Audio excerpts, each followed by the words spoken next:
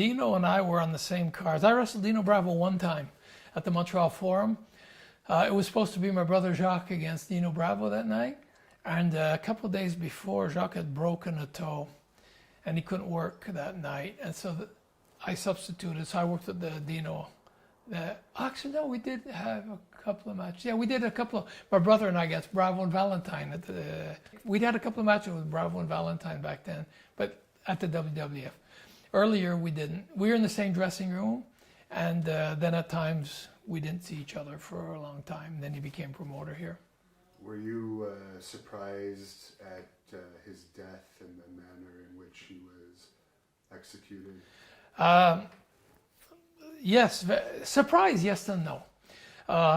The way I found out, I was very surprised. I just come back from TV taping with the WWF. I landed at Dorval Airport. I'd taken a red eye back from California.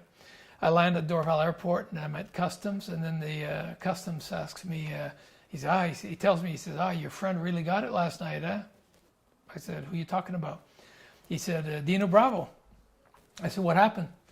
He says, he got shot. He had told me, he says, he got shot 7 times in the head. I said, it's funny, my reaction was, is he dead? It's just, it wouldn't sink in. He got shot in the head 7 times. I said, is he dead? He says, yeah, he's dead. And it was like, wow, I was in shock. I didn't expect that.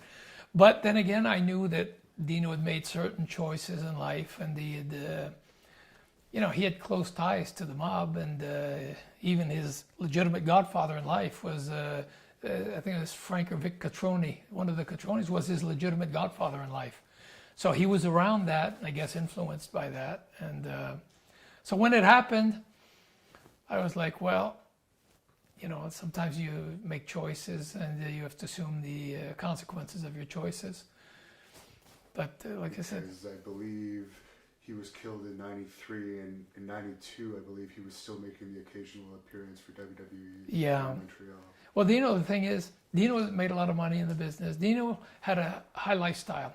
He spent a lot of money. He made money, but spent a lot of money. So he had to make money. He didn't want to cut on his lifestyle. He had to make money.